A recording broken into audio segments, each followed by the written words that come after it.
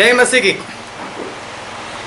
आज का ये जो वीडियो है वो बहुत ही खास है, बहुत ही महत्वपूर्ण है, क्योंकि आज का जो ये वीडियो है वो किसी भाई साहब ने जो सवाल किए हैं उसका उत्तर देने के लिए ये वीडियो बनाया गया है। साथ में ही जो सीरीज चल रही है कि बाइबल के एक दूसरे के विरोधी वचन, तो ये उसी सीरीज में 19वां वीडियो भी है।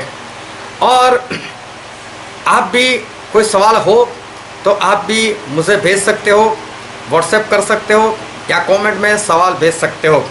और भाई साहब ने जो सवाल किए हैं वो ये है। मैं पिता परमेश्वर का धन्यवाद करता हूँ कि ये सवाल हमारे प्रिय भाई को हुआ, जिससे एक सच्चाई बहुत लोगों के पास पहुंचेगी। परमेश्वर इस भाई साहब को बहुत बहुत बहुत आशीष दे।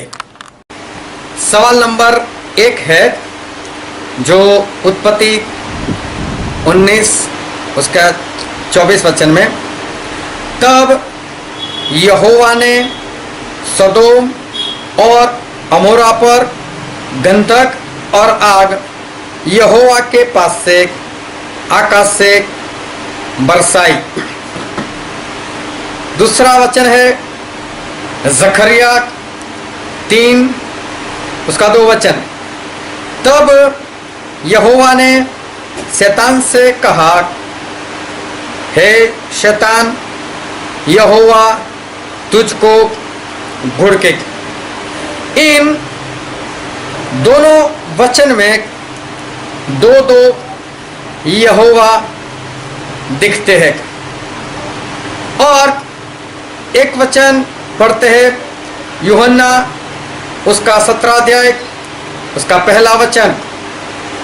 यीशु ने ये बातें कही और अपनी आंखें आकाश की ओर उठाकर कहा, हे पिता, वह घड़ी आ पहुंची, अपने पुत्र की महिमा कर कि पुत्र भी तेरी महिमा करे।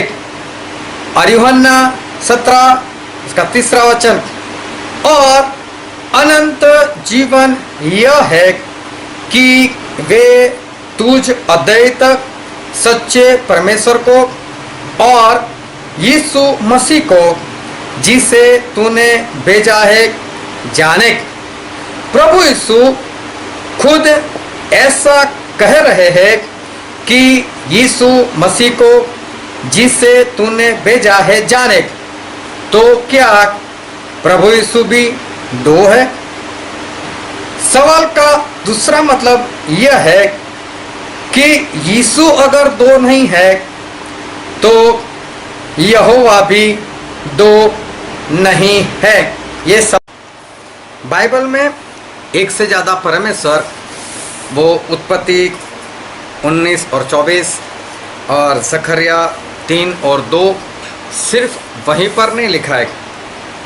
सिर्फ वहीं पर 2 परमेश्वर हमें नहीं दिखाई देते, लेकिन और भी बहुत सारी जगह है जहाँ पर हमें परमेश्वर एक से ज़्यादा जो है वो दिखाई देते।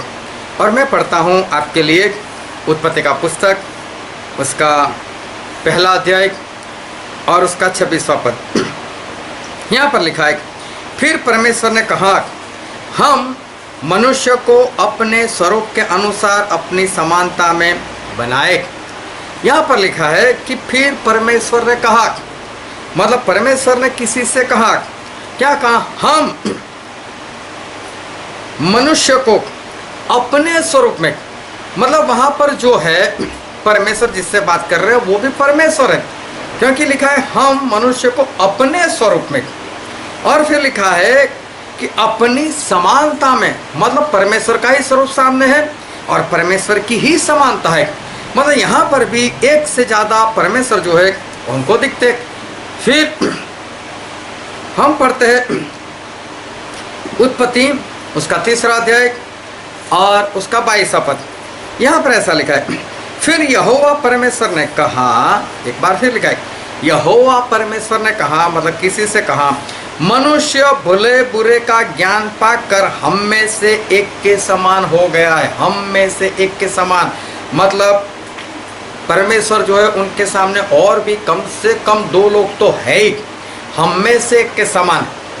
और ऐसा लिखा है कि हम में से एक के समान हो गया, तो यहाँ पर भी हमें एक से ज़्यादा जो परमेश्वर है वो परमेश्वर हमको दिखाई देते हैं। और भी हम आगे पढ़ते हैं उत्पत्ति उसका 35वां अध्याय और उसका पहला ही पद। यहाँ पर ऐसा लिखा, तब परमेश्वर ने याकूब से कहा, यहाँ से कूच करके बैतल को जा। परमेश्वर ऐसा कहते हैं, याकूब यहाँ से निकल, बैतल को जा और वहीं रहे और वहाँ ईश्वर के लिए वेदी बना। देखो परमेश्वर ऐसा कहते हैं कि वहाँ ईश्वर के लिए वेदी बना, जिसने तुझे उस समय दर्शन दिया जब तू अपने भाई एसाव के डर से भागा जाता था। मतलब परमेश्वर ऐसा बोल रहे, जिस परमेश्वर ने तुझे बैतल में दर्शन दिया था वहां पर तू जा। एक परमेश्वर ऐसा बोल रहे, जिस परमेश्वर ने, मतलब एक परमेश्वर से ज़्यादा परमेश्वर हमें यहाँ भी दिखाई देते हैं। और भी हम पढ़ते हैं उत्पत्ति उसका 18 अध्याय और उसका पहला और दूसरा पद। यहाँ पर ऐसा लिखा है, इब्राहिम मामरे के बांजों के बीच कड़ी धूप के समय तंबू के द्वार पर बैठा हुआ था, तब यहोवा ने उसे दर्शन दिया। क्या लिखा है, यहोवा ने अब्राहम को दर्शन दिया। दूसरा वचन, और उसने आंख उठाकर दृष्टि की तो क्या देखा कि 3 पुरुष उसके सामने खड़े हैं। अब्राहम को दर्शन हुआ और दर्शन में अब्राहम ने 3 परमेश्वर को देखा, 3 पुरुष को देखा। लिखा है यहोवा ने दर्शन दिया और 3 पुरुष दिखाई दिए। ये सिर्फ इतने ही पद हमने पढ़े, लेकिन ऐसे बहुत सारे पद हैं जहाँ हमें एक से ज़्यादा परमेश्वर जो है वो दिखाई देते हैं। और सबसे बड़ी बात, पुराना नियम जो है वो इब्रानी में लिखा गया, इब्रानी लैंग्वेज में लिखा गया। और इब्रानी में परमेश्वर जो शब्द है उसकी जगह पर इब्रानी जो शब्द इस्तेमाल हुआ है वो है एलोहिम। एलोहिम जो आपको स्क्रीन पर दिखाई देता है।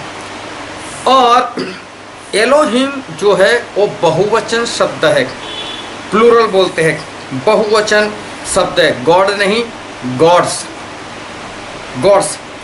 तो ये बहुवचन शब्द होता है, परमेश्वर नहीं, एक से ज़्यादा परमेश्वर ऐसा। और जो एक वचन में परमेश्वर लिखा जाता है इब्रानी में, वो शब्द है एलोआ, जो आपको स्क्रीन पर दिखाई देता है, एलोआ। इब्रानी लैंग्वेज जो है वो बहुत ही अद्भुत है। जिस तरह से हमारी लैंग्वेज में क, ख, ग ऐसा आता है और उससे एक शब्द बनता है, उसी तरह से जो इब्रानी लैंग्वेज है उसमें भी ऐसे अक्षर आते हैं। लेकिन हमारे यहाँ क का कोई मतलब नहीं होता, ख का कोई मतलब नहीं, ग का कोई मतलब नहीं। लेकिन इब्रानी में जो क, ख, ग, मतलब मैं अपनी लैंग्वेज में बात कर रहा हूँ, वहाँ का जो होता है तो वहाँ के जो एक अक्षर होता है उसका भी मतलब निकलता है, और जब उसको जोड़ते हैं तब उस शब्द का भी मतलब निकलता है। तो इब्रानी लैंग्वेज इस तरह से बहुत ही अद्भुत लैंग्वेज है। भारत में भी बहुत लोग इब्रानी लैंग्वेज सीखे हुए हैं, और कई लोग जो है वो तो भारत वाले इब्रानी लैंग्वेज लोगों को सिखाते भी हैं। लेकिन मैं एक बात कहना चाहता हूँ कि मैं गुजराती हूँ, और जिस तरह से मेरे पास एक गुजराती के अंदर गुजराती लैंग्वेज की जो मास्टरी होगी, वो अगर कोई और प्रदेश से और देश से आएगा और यहाँ पर रहकर वो गुजराती सीख जाएगा, लेकिन उसके बोलने में और उसके समझने में वो मास्टरी नहीं आएगी जो मूल एक गुजराती के अंदर जो मास्टरी होती है वो कभी भी उसके अंदर नहीं आएगी, क्योंकि गुजराती में बहुत सारे ऐसे शब्द होते हैं जो कई बार तो इस्तेमाल ही नहीं होते, जो उसको नहीं समझ में आएगा। लेकिन जब कभी वो इस्तेमाल होंगे तो जो मूल गुजराती है उसको तो पता चल जाएगा। इसलिए मैं ये बात इसलिए कह रहा हूँ कि यहाँ पर भी जो इब्रानी लैंग्वेज सीखे हुए, वो सीखे हुए सही सिखाते भी है, लेकिन जो मूल इब्रानी लोग जानते हैं उस तरह से तो वो लोग भी नहीं जानते, और उनको इस तरह से समझ में आएगा भी नहीं। इसलिए मैंने भी क्या किया, मैं जानता था फिर भी मैंने इज़राइल में अपने पहचान वाले को फ़ोन किया और मैंने उनको बताया कि जो एलोहिम है उसका सही मतलब क्या है, और उन्होंने यही बताया जो वहाँ के मूल निवासी है उनके ज़रिए जो पता चला वो ये है कि एलोहिम मतलब बहुवचन, एक से ज़्यादा परमेश्वर को वो दर्शाता है। एक से ज़्यादा परमेश्वर मतलब हमारे परमेश्वर जो है वो एक से ज़्यादा परमेश्वर है, और एक से ज़्यादा मतलब मैं पूरी गिनती बताता हूँ कि 3 परमेश्वर है, हमारे 3 परमेश्वर है। और उसका सबसे बड़ा जो सबूत है वो है बाइबल, और बाइबल में पहला यूहन्ना उसका 5वां अध्याय और उसका 7वां वचन, ये जो पहला यूहन्ना 5वां अध्याय और उसका जो 7वां वचन है वो ज़्यादातर किसी भी बाइबल में नहीं छपा हुआ है, क्योंकि जो 6 वचन है पहला यूहन्ना 5 का 6 वो थोड़ा सा लंबा है, और ज़्यादातर लोगों की ये गलती हो गई कि जो 6 वचन है उसी को 2 पार्ट में बांटकर उन्होंने 6 वचन के पिछले हिस्से को 7वां वचन लिख दिया है। लेकिन सही में 7वां वचन कुछ और है जो इब्रानी बाइबल में आपको मिल जाएगा, या तो अगर आप English Bible KJV Kings James version अगर आप यूज़ करो तो उसमें देखना, और अपनी बाइबल के अनुवाद में भी देख लेना पहला यूहन्ना 5 और 7, और वहाँ जो सही वचन है वो वहाँ पर ऐसा हम पढ़ते हैं, वहाँ पर ऐसा लिखा है क्योंकि स्वर्ग में गवाही देने वाले 3 है। पहला यूहन्ना 5 का 7 ओरिजिनल लैंग्वेज में ऐसा लिखा है, क्योंकि स्वर्ग में गवाही देने वाले 3 हैं, अर्थात पिता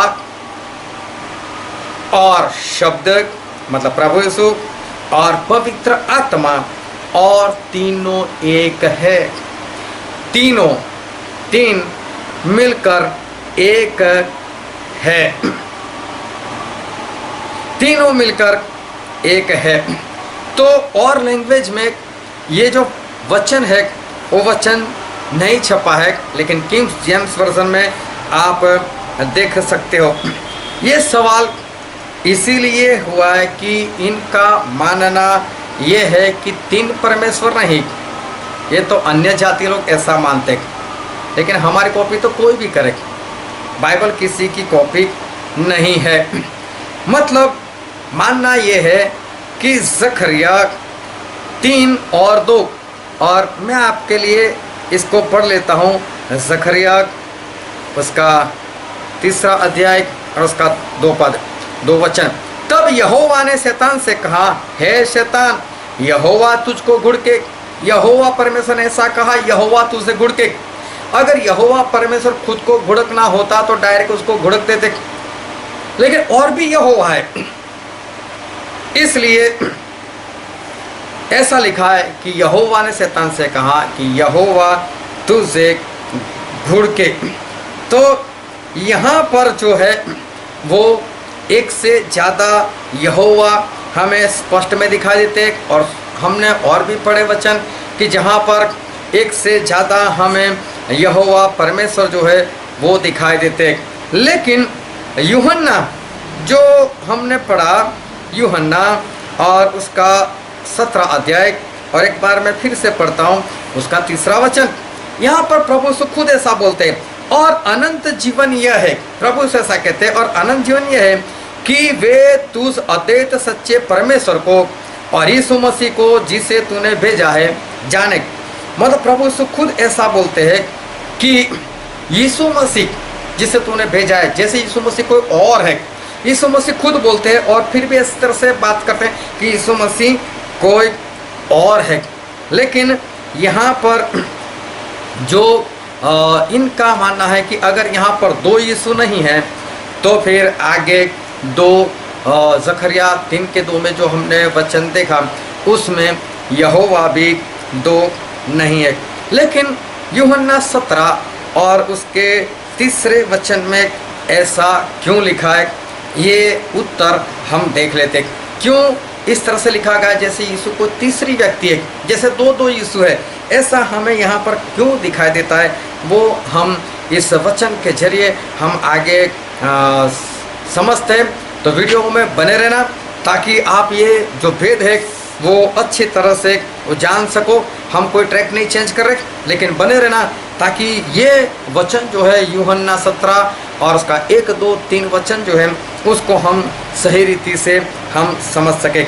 हमने बहुत सारे वचन देखे जहाँ एक से ज़्यादा यहोवा परमेश्वर हमें दिखाई दिए है, और वचन भी है।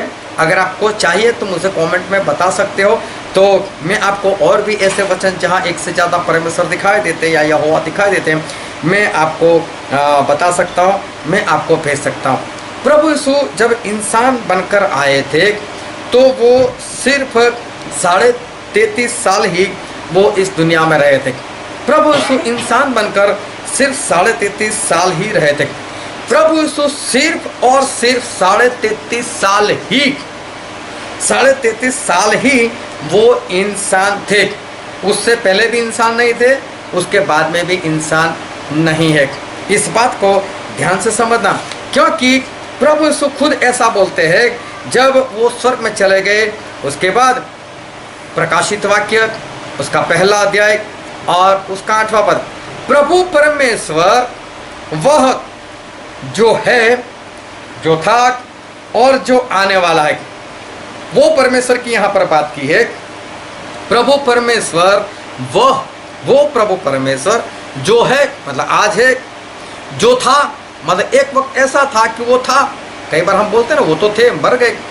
प्रभु यीशु 3 दिन ऐसी अवस्था में थे कि जिसको हम बोल सकते थे यीशु मसीह थे, अभी नहीं है, मर चुके वो तो वो परमेश्वर जो है और एक बार जो थे और जो आने वाले, तो हमको लेने के लिए प्रभु यीशु आने वाले, जो आने वाले वो परमेश्वर के बारे में लिखा है। प्रभु परमेश्वर वह जो है, जो था और जो आने वाला है, जो सर्वशक्तिमान है, वह कहता है मैं ही अल्फा और ओमेगा हूँ। देखो प्रभु यीशु क्या कहते हैं, मैं ही अल्फा और मैं ओमेगा हूँ। अल्फा और ओमेगा क्या है? अरामी जो लैंग्वेज है, जिस तरह से इंग्लिश लैंग्वेज में ABCD आती है, उसमें सबसे पहला अक्षर है A और आखिरी अक्षर है Z। अगर मैं आपको पूछूं A से पहले क्या आता है तो आपके पास क्या उत्तर होगा? A से पहले कुछ है ही नहीं। अगर मैं आपको पूछूं कि Z के बाद क्या आएगा तो आपके पास उत्तर है ही नहीं, Z के बाद कुछ है ही नहीं। ना A से पहले कुछ है, ना Z के बाद कुछ है। तो उसी तरह से अरामी लैंग्वेज में अल्फा मतलब जिस तरह से A है इंग्लिश में, उस तरह से अल्फा मतलब पहला अक्षर। अल्फा के पहले क्या? कुछ नहीं। ओमेगा मतलब आखिरी अक्षर। ओमेगा के बाद क्या? कुछ नहीं। तो प्रभु से ऐसा कहते हैं, मैं अल्फा मतलब मैं शुरुआत, मुझसे पहले कोई नहीं था। और ऐसा लिखा है मैं ओमेगा मतलब मैं अंत, मेरे बाद में भी कोई नहीं। देखो ये प्रभु से कहते हैं मैं सर्वशक्तिमान, मैं अल्फा मतलब मैं शुरुआत और मैं ही ओमेगा मतलब अंत हूँ। फिर यूहन्ना जब प्रभु यीशु को दर्शन में देखते हैं तो उसी का 17 वचन भी हम पढ़ते हैं। यूं प्रकाशित वाक्य 1 का 17 वचन, जब मैंने उसे देखा तो उसके पैरों पर मुर्दा सा गिर पड़ा और उसने मुझ पर अपना दाहिना हाथ रखकर कहा, मत डर, मैं प्रथम और अंतिम और जीवता हूँ। प्रभु ने ऐसा कहा, मैं प्रथम के से पहले कोई नहीं और अंतिम से बाद में भी कोई नहीं। एक से पहले कोई हो सकता है लेकिन प्रथम से पहले कोई नहीं हो सकता है। मैं प्रथम और अंतिम। तो यहाँ पर प्रभु से कहते हैं कि मैं सर्वशक्तिमान, मैं अल्फा, मैं ओमेगा, मैं प्रथम और मैं अंतिम हूँ। वो पहले से ही परमेश्वर थे, आज भी परमेश्वर है। पर इंसान को बचाने के लिए प्रभु यीशु हमारे लिए इंसान बनकर आए थे। अब मैं एक उदाहरण आपको देता हूँ कि अगर आपका बच्चा है और आपके बच्चे को किसी गुंडे मवाले ने अगवा कर लिया, उसको उठा लिया, उसके बाद आपसे फ़ोन कर वो कहता है या चिट्ठी डालकर कहता है कि मुझे 10 करोड़ चाहिए। अगर 10 करोड़ आप मुझे नहीं दोगे तो मैं आपके बच्चे को मार दूंगा। अभी समझो आप सुपरमैन की तरह हो कि आप कहीं भी उड़कर जा सकते हो, आप में इतनी शक्ति है, कोई आपको कितनी भी गोली मारा आपको कुछ नहीं होने वाला है। अरे आपके ऊपर कोई बॉम्ब भी फेंक दे तो अभी आपको कुछ नहीं होने वाला है। तो क्या आप जाकर उसको 10 करोड़ दोगे? आप क्या करोगे? वहाँ पर जाओगे और चाहे वो लोग 200 है या 500 है, जितने भी है, आप सुपरमैन की तरह एक एक लोगों को मार मार कर उसको ख़त्म करके आप अपने बच्चे को छुड़ा कर लेकर आ जाओगे। आप उसको 10 करोड़ नहीं दोगे क्योंकि आप एक सुपरमैन की तरह है, तो आप 10 करोड़ फालतू में क्यों दोगे? अभी वचन समझना। आदम और हवा ने पाप किया, लेकिन कैसे? जो शैतान था उसने क्या किया था? शैतान वो हवा के पास आया और उसने हवा को बहका दिया। उसने हवा को ऐसा कहा कि क्या परमेश्वर ने सारे फल खाने को मना किया? तो बोले नहीं, हमको तो एक ही फल खाने को मना किया, जो भले बुरे का वृक्ष है वही नहीं खाना है, उसका फल नहीं खाना है। बोले क्यों? बोले ऐसा बोला जिस दिन खाओगे उसी दिन मर जाओगे। तो बोले नहीं, तुम नहीं मरोगे, लेकिन तुम्हारी आंखें खुल जाएगी, तुम्हें ज्ञान मिल जाएगा और तुम तो परमेश्वर के समान हो जाओगे। शैतान ने हवा के साथ कोई ज़बरदस्ती नहीं की, इस बात को ध्यान में रखना। शैतान ने हवा को बहकाया जरूर है, लेकिन शैतान ने हवा के साथ कोई ज़बरदस्ती नहीं की, ज़बरदस्ती से फल तोड़कर उसके मुंह में नहीं डाला, ज़बरदस्ती से नहीं खिलाया। जो भी शैतान ने किया है वो बहका कर किया है। अभी जैसे ही हवा ने फल खाया, वो शैतान अब हवा के अंदर आ चुका था। अब उसने आदम को बहका दिया, लेकिन अब शैतान जो है वो हवा का मालिक बन चुका है। उसके शरीर में उसको जगह मिल चुकी है, जबरदस्ती नहीं, उससे पाप करवाया, बहकाया और फिर उसके अंदर आ गया। उसी तरह से हवा के जरिए अब आदम को भी बहकाया और अभी आदम के अंदर भी शैतान आ गया। परमेश्वर पूछते कि आदम क्या तूने वो फल खाया? तो आदम ने दोष लगाया, जो स्त्री तूने मुझे दी है उसने मुझे फल खिलाया। ये दोष देने का काम वो शैतान का है। ऐसा प्रकाशित वाक्य उसके 12वें अध्याय के वचन में 10वें वचन में ऐसा लिखा है। तो शैतान ने आदम और हवा के साथ जबरदस्ती नहीं की, उनको बहका कर वो उनका मालिक बन गया। अभी आदम और हवा परमेश्वर के नहीं रहे, लेकिन वो शैतान के हो गए। अब परमेश्वर के बच्चे थे। अभी परमेश्वर में इतनी ताकत थी कि परमेश्वर आकर शैतान को खत्म कर देते और अपने बच्चों को उनके हाथों से छुड़ा देते। लेकिन यहाँ पर शैतान ने इनको अगुवा नहीं किया है, शैतान ने बहका कर इनका कब्जा ले लिया है। और हमारे परमेश्वर वो पवित्र परमेश्वर, हमारे परमेश्वर कभी भी पाप नहीं करते। हमारे परमेश्वर वो धर्मी परमेश्वर, मतलब आज्ञा सिखाने वाले और आज्ञा मानने वाले हमारे परमेश्वर है। परमेश्वर ने देखा कि शैतान ने जबरदस्ती तो नहीं की, इसलिए उसने शैतान को बुला लिया परमेश्वर और बोला देख मेरे बच्चे तेरे कब्जे में, उनको छोड़ने का क्या लेगा? हमारे परमेश्वर धर्मी, उसको मार कर ले सकते हैं, लेकिन नहीं, जब इसने ऐसी जबरदस्ती नहीं की तो मैं इसके साथ जबरदस्ती नहीं करूँगा। वो धर्मी है, पाप है किसी को मार कर लूट लेना, क्योंकि उसने भी परमेश्वर को मार कर उनके बच्चे को लूटा नहीं है, उसमें ताकत है भी नहीं, उसने तो बहका कर किया। तो अभी परमेश्वर भी उसके साथ ज़्यादातर उनके साथ जबरदस्ती नहीं करे, लेकिन परमेश्वर भी उससे बोल रहे बोल मेरे बच्चे को छोड़ने का क्या लेगा।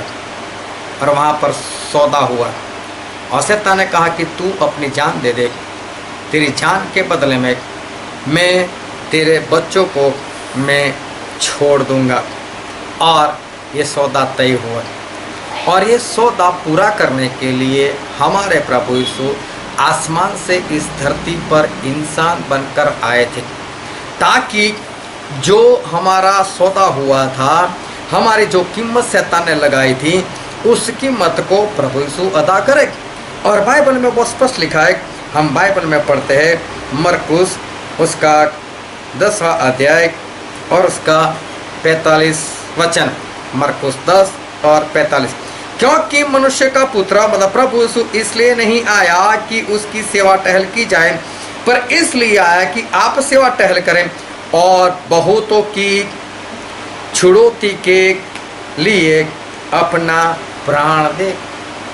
बहुतों की छुड़ौती के लिए, मतलब शैतान को प्रभु से छुड़ौती दे, ले मैं कीमत अदा करता हूँ और तू मेरे लोगों को छोड़ दे।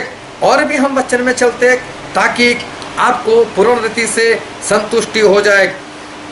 प्रेरितों के काम उसका 20वां अध्याय और उसका 28वां पद, उसका 28 वचन यहाँ पर भी लिखा, इसलिए अपनी और पूरे झुंड की चौकसी करो जिससे पवित्र आत्मा ने तुम्हें अध्यक्ष ठहराया है कि तुम परमेश्वर की कलीसिया की रखवाली करो जिससे उसने अपने लहू से मोल लिया है। लहू से मोल लिया है, स्पष्ट लिखा है। प्रभु यीशु परमेश्वर ने स्पष्ट लिखा है कि तुम परमेश्वर की कलीसिया की रखवाली करो जिसे उसने अपने लहू से मोल लिया है। परमेश्वर ने अपना लहू देकर हमें मोल लिया है। देखो कीमत परमेश्वर ने अदा की है। और भी मैं वचन पढ़ता हूँ, पूर्ण रीति से मैं आपकी संतुष्टि करवाना चाहता हूँ। दूसरा पत्रस उसका 2 अध्याय और उसका 1 वचन, और जिस प्रकार उन लोगों में झूठे भविष्यवक्ता थे उसी प्रकार तुम में भी झूठे उपदेशक होंगे जो नाश करने वाले पाखंड का उद्घाटन छिप छिप कर करेंगे और उस स्वामी का जिसने उन्हें मोल लिया है इनकार करेंगे। यहाँ पर एक बार फिर लिखा है कि हमें मोल लिया गया है, हमें खरीदा है। अगर हमें खरीदा है तो किसी ने बेचा होगा ना, किसने बेचा होगा? हम जिसके थे, इंसान शैतान का हो गया था, शैतान ने कब्जा कर लिया था। शैतान के पास से हमारे परमेश्वर ने लहू देकर हमें खरीदा। और भी वचन हम पढ़ते हैं 1 कुरिन्थी उसका अध्याय 6 और उसका वचन 20। 1 कुरिन्थी 6:20, क्योंकि दाम देकर मोल लिए गए हो इसलिए अपनी देह के द्वारा परमेश्वर की महिमा करो। तुम्हें दाम देकर कीमत चुकाई है परमेश्वर ने, तुम्हें खरीदा है हमारे परमेश्वर ने, हमारे परमेश्वर ने हमें खरीदा। और भी आगे पढ़ते हैं 1 कुरिन्थी उसका 7वां अध्याय और उसका 23वां पद, तुम दाम देकर मोल लिए गए हो, मनुष्य के दास न बनो।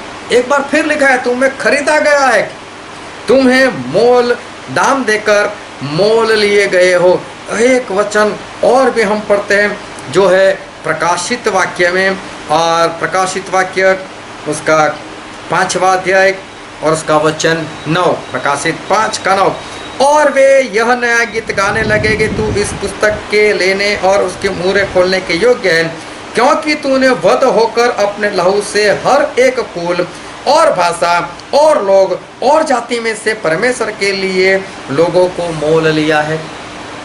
अपने लहू से मोल लिया है। एक बार फिर यहाँ पर ये वचन जो है लिखा है। और भी वचन हम पढ़ते हैं प्रकाशित वाक्य उसका 14वां अध्याय और उसका 3 और 4 वचन, और वे सिंहासन के सामने और चारों प्राणियों और प्राचीनों के सामने मानो यह नया गीत गा रहे थे, और उन 1,44,000 जनों को छोड़ जो पृथ्वी पर से मोल लिए गए थे कोई वह गीत ना सीख सकता था।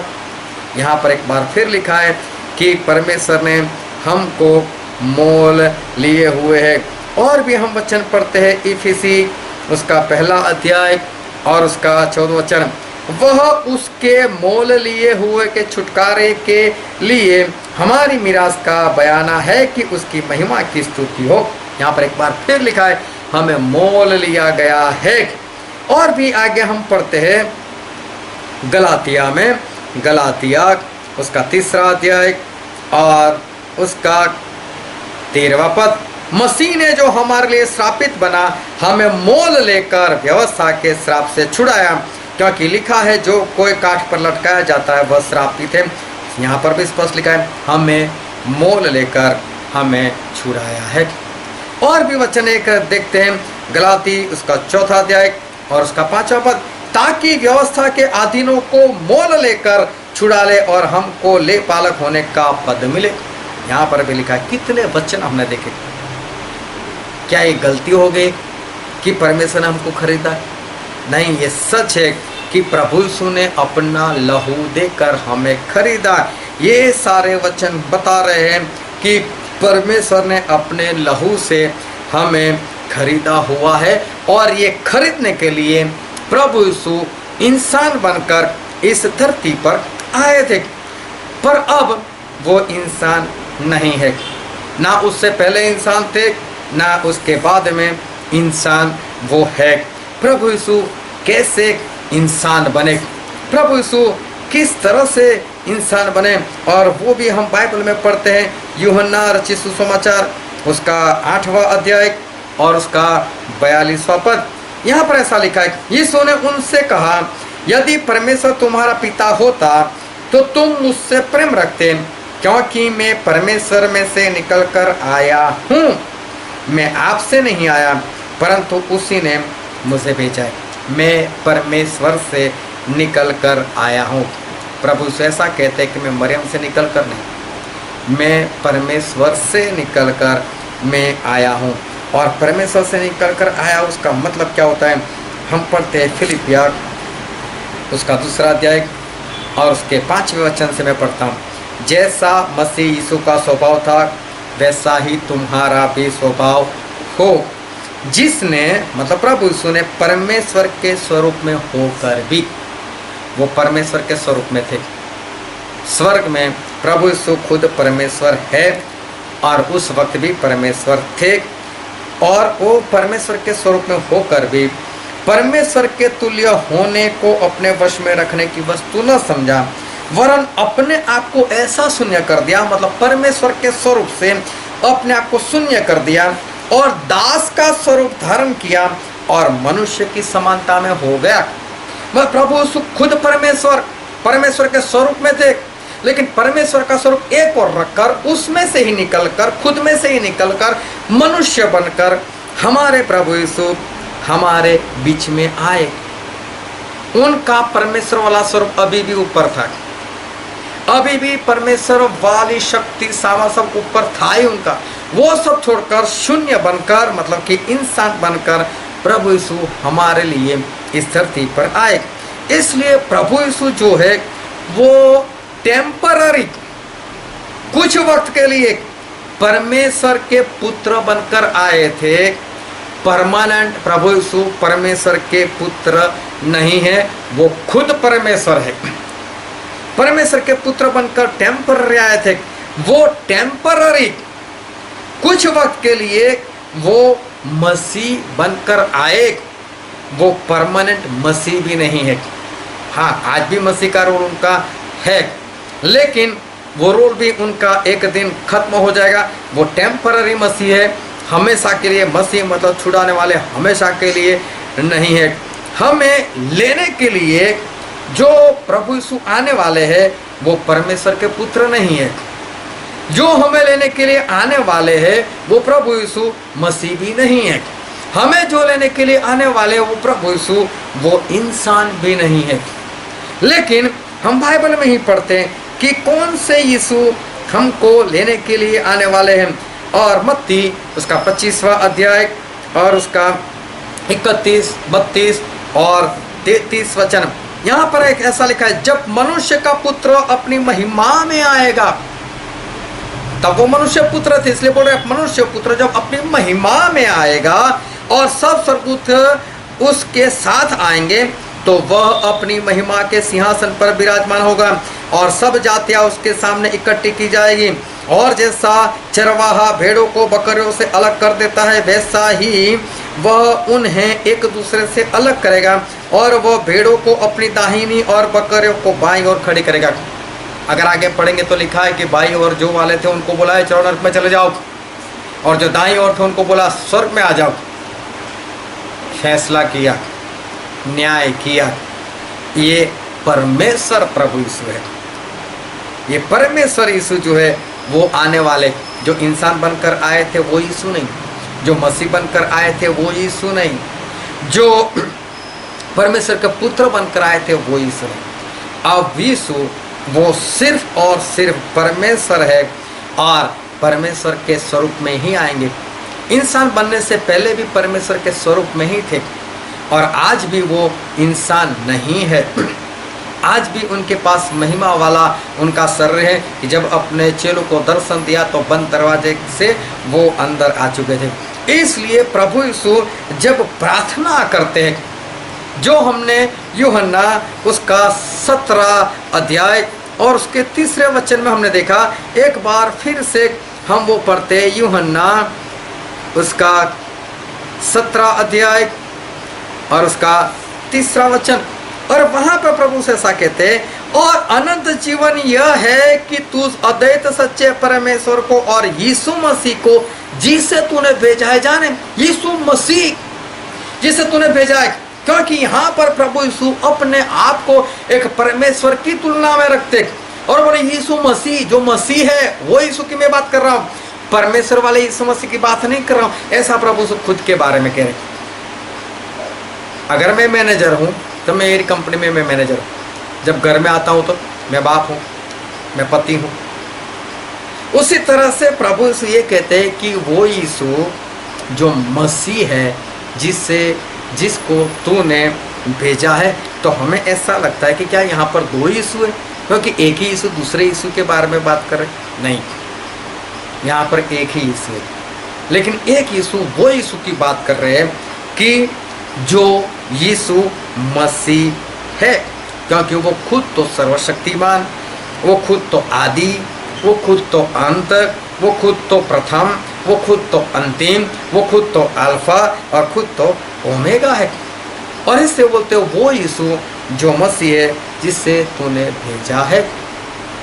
इसलिए हमें ऐसा लगता है कि क्या यहाँ पर 2 यीशु है, लेकिन वहाँ पर 2 यीशु नहीं है।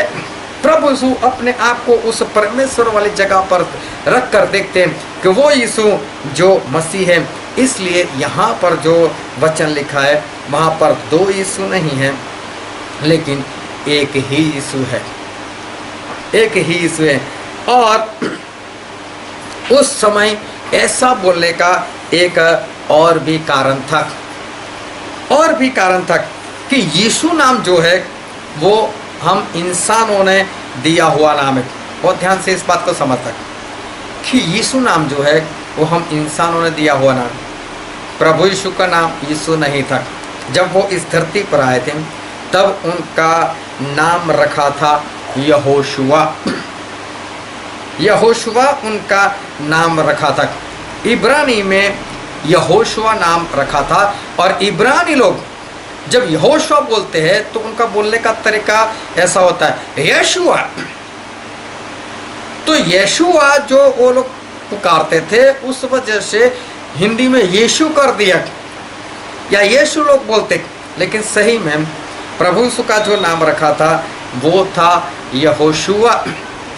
अगर आपको सर्च मारना है तो मार लेना, इब्रानी बाइबल में पता चल जाएगा। लेकिन यहोशुआ को लोगों ने यीशु जो है वो यीशु कर दिया। और यहोशुआ नाम के बहुत सारे लोग उस जमाने में भी थे। पुराने नियम में भी हम देखो तो मूसा के जो साथी थे उनका नाम भी तो यहोशुआ था। तो यहोशुआ नाम के सिर्फ प्रभु यीशु अकेले नहीं थे, और भी बहुत लोग थे। इसलिए जब जेल के अंदर यूहन्ना बपतिस्मा देने वाले को पता चला कि कोई यीशु है, मतलब यहोशुआ है जो चमत्कार कर रहे हैं, तो ये वही है या हम किसी और यीशु का इंतजार करें। इसलिए अपने चेलों को भेजा था कि जाकर उसको पूछो कि तू वही है ना, मसीह वाला यहोशुआ है ना, पूछने के लिए इसीलिए तो भेजा था। और हम बाइबल में एक वचन पढ़ते हैं कुलुसी उसका 4 अध्याय और हम पढ़ते हैं उसका 11वां पद। यहाँ पर लिखा है और यीशु जो युस्तस कहलाता है। यहाँ पर एक और यीशु है। पता चला ना, उस जमाने में भी यहोशुआ मतलब यीशु नाम के और लोग भी थे। और इसलिए यीशु बोलते हैं कि और यीशु की बात नहीं कर रहे। ये भी यीशु को परमेश्वर ने भेजा होगा, क्योंकि परमेश्वर का काम करते थे, उसको भी परमेश्वर ने भेजा, हमको भी परमेश्वर ने भेजा।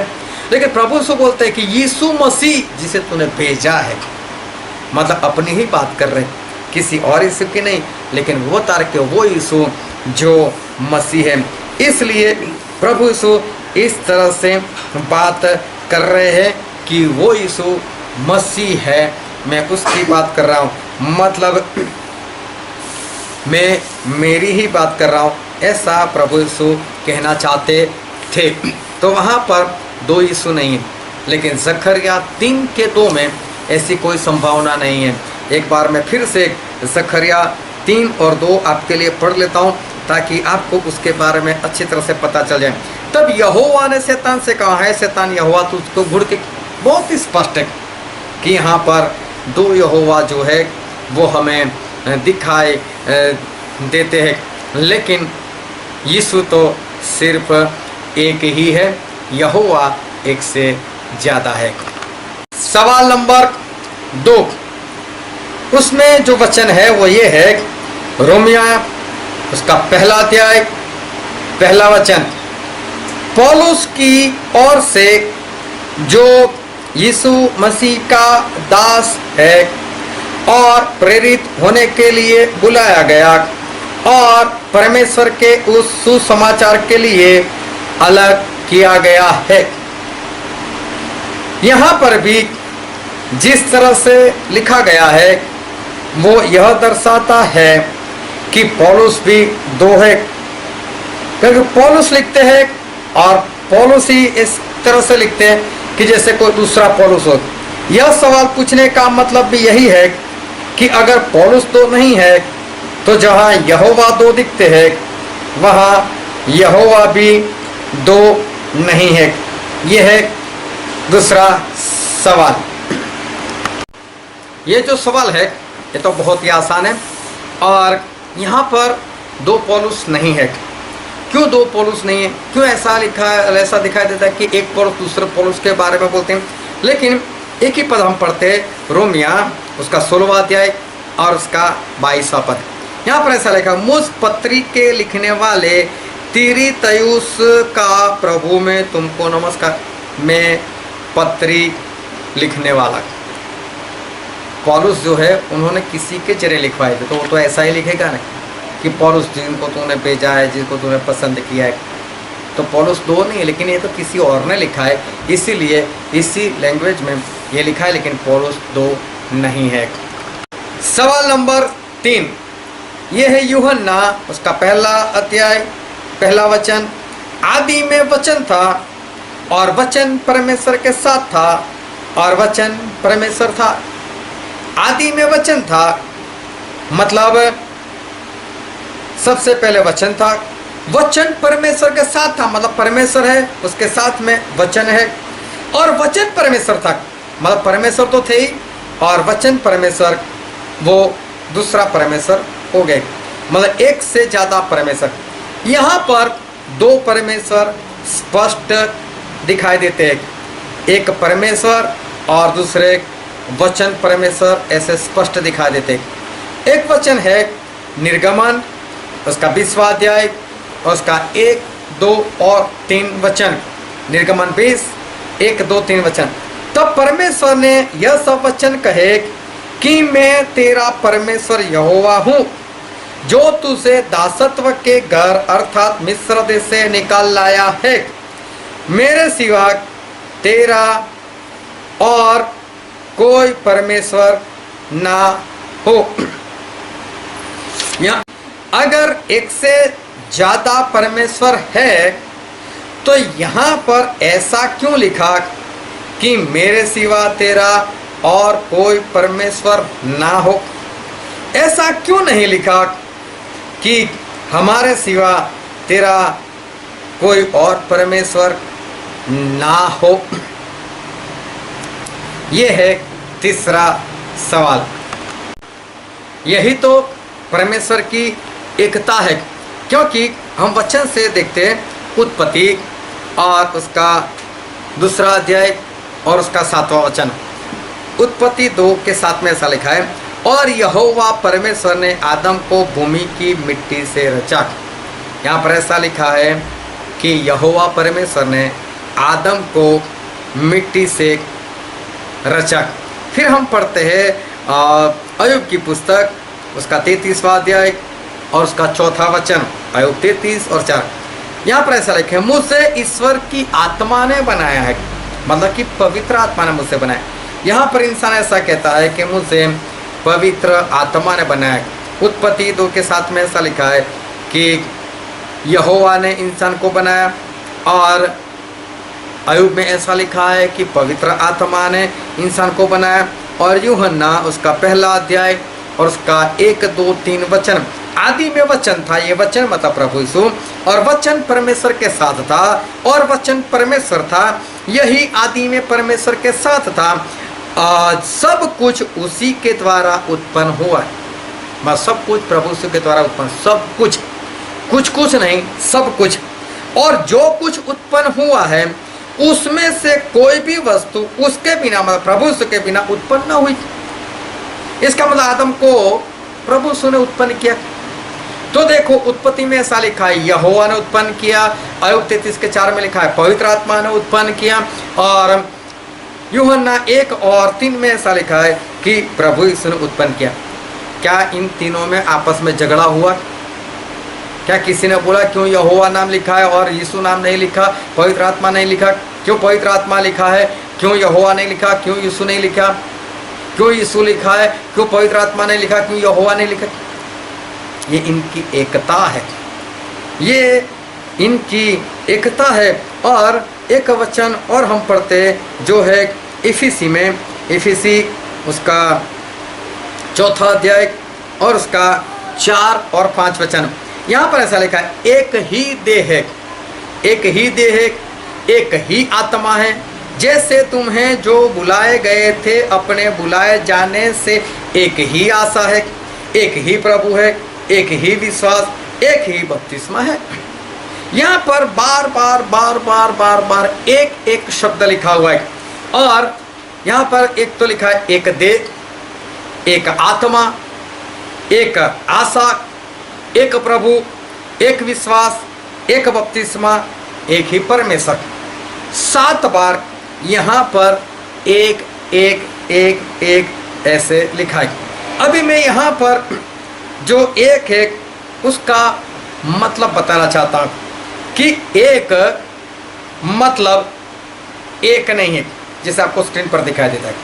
एक मतलब एक नहीं है, मतलब गिनती वाला एक नहीं है। लेकिन ये जो पत्री लिखी वो पौलुस ने इफिसियों को ये पत्री लिखी है। और पत्री जो है वो पत्री क्या कहना चाहती है, तो हम पढ़ते हैं प्रेरितों के काम उसका 19वां अध्याय और उसके पहले पद से। यहाँ पर ऐसा लिखा है, और जब अपोलोस करिन्थ में था तो पौलुस ऊपर के सारे देश से होकर इफिसुस में आया, और कई चेलों को देखकर पौलुस वहीं पर पहुंचे इफिसुस में, जहाँ वाले को उन्होंने ये पत्र लिखी है। और आगे मैं पढ़ता हूँ, उनसे कहा क्या तुमने विश्वास करते समय पवित्र आत्मा पाया? उन्होंने उससे कहा हमने तो पवित्र आत्मा की चर्चा भी नहीं सुनी। उसने उनसे कहा तो फिर तुमने किसका बपतिस्मा लिया? उन्होंने कहा यूहन्ना का बपतिस्मा। पौलुस को कुछ लोग मिले जो इफिसुस के रहने वाले थे। पौलुस उनको पूछा जब विश्वास किया तो तुम लोगों ने पवित्र आत्मा पाया? वो लोग बोलते पवित्र आत्मा का तो नाम ही नहीं सुना। तो पौलुस उनको पूछा तो फिर आपने बपतिस्मा लिया? बोले हाँ लिया। बोले कौन सा बपतिस्मा लिया? बोले यूहन्ना का। यूहन्ना का इन लोगों ने बपतिस्मा लिया हुआ था। और आगे मैं पढ़ता हूँ, पौलुस ने कहा यूहन्ना ने यह कहकर मन फिराव का बपतिस्मा दिया कि जो मेरे बाद आने वाला है उस पर अर्थात यीशु पर विश्वास करना। यह सुनकर उन्होंने प्रभु यीशु के नाम का बपतिस्मा लिया। एक बार और एक बपतिस्मा उनका हो चुका था, और पौलुस ने खुद उनको दूसरी बार बपतिस्मा जो है दूसरी बार बपतिस्मा दिया। पौलुस ने उनको दूसरी बार बपतिस्मा दिया, और उन्हीं लोगों को पौलुस से कहते एक ही बपतिस्मा। तो स्पष्ट और जाहिर है कि ये एक का मतलब गिनती वाला एक जो है वो नहीं है। नया नियम जो है वो यूनानी लैंग्वेज में लिखा गया, मतलब कि ग्रीक लैंग्वेज बोलते हैं, उसमें लिखा गया। उसमें एक के लिए 2 शब्द है। एक है येखेद, ये खेत जो स्क्रीन पर आपको दिखाई देता है, ये खेत का मतलब होता है गिनती वाला एक। और दूसरा जो शब्द है वो है एक खेत, और एक खेत का मतलब होता है जो आपको स्क्रीन पर दिखाई देता है, एक खेत मतलब एकता वाला एक। एक खेत का मतलब होता है एकता वाला एक। जैसे हम बोलते हैं ना हम एक है, तो गिनती में हम एक नहीं है, गिनती में हम एक से ज़्यादा है। गिनती में हम एक से ज़्यादा है, लेकिन फिर भी हम सब एक हैं। और भी मैं इसको क्लियर करता हूँ, जो यूहन्ना में लिखा है, यूहन्ना उसका 10वां अध्याय, यूहन्ना 10, और हम पढ़ते हैं उसका 30 वचन। यहाँ पर ऐसा लिखा है, मैं और पिता एक है। मैं और पिता मतलब हम दो, लेकिन क्या लिखा है, एक है, मतलब हम एकता में एक है। फिर आगे हम पढ़ते हैं यूहन्ना उसका 17 अध्याय और उसका 22 वचन। यहाँ पर ऐसा लिखा है, और वह महिमा जो तूने मुझे दी मैंने उन्हें दी है, कि वे वैसे ही एक हो जैसे कि हम हैं। वो सारे एक हो। तो क्या 12 चेले हैं तो 12 में से 11 मर जाए और एक हो जाए? नहीं, वो 12 हमारे समान एकता में एक हो जाए। तो एक का मतलब यहाँ पर गिनती वाला एक नहीं है, गिनती वाला एक नहीं है। तो ये एक का मतलब गिनती वाला एक नहीं, लेकिन एकता वाला एक है। और फिर से मैं ये वचन पढ़ता हूँ कि जहाँ से सवाल हुआ निर्गमन और उसका 20वां अध्याय और उसका 1 और 2 वचन, तब परमेश्वर ने ये सब वचन कहे कि मैं तेरा परमेश्वर यहोवा हूँ, जो तुझे दासत्व के घर अर्थात मिस्र देश से निकाल लाया है। मुझे छोड़ तेरा और कोई परमेश्वर ना हो, मुझे छोड़ तेरा और कोई परमेश्वर ना हो। तो ऐसा क्यों लिखा कि मुझे छोड़कर? यहाँ पर हमको छोड़कर ऐसा क्यों नहीं लिखा, या हमारे सिवा तेरा और कोई परमेश्वर हो, ऐसा क्यों नहीं लिखा? ये तो एकता वाली बात है। जब यहोवा बोलते हैं कि मैं, तो उनमें यीशु और पवित्र आत्मा है ही। जब यीशु बोलते हैं ना मैं, तो उसमें यहोवा और पवित्र आत्मा है ही। और जब पवित्र आत्मा बोलते हैं मैं, तो उसमें यहोवा और यीशु जो है वो है ही। ये उनकी एकता की बात है, ये उनकी एकता की बात है। तो इसलिए निर्गमन 20 और 1, 2, 3 में ऐसा लिखा है कि मेरे सिवा तेरा और कोई परमेश्वर ना हो। वो मेरे, वो एकता की बात है, और तीनों उसमें मेरे के अंदर आ ही जाते हैं। परमेश्वर आपको आशीष दे। आमीन।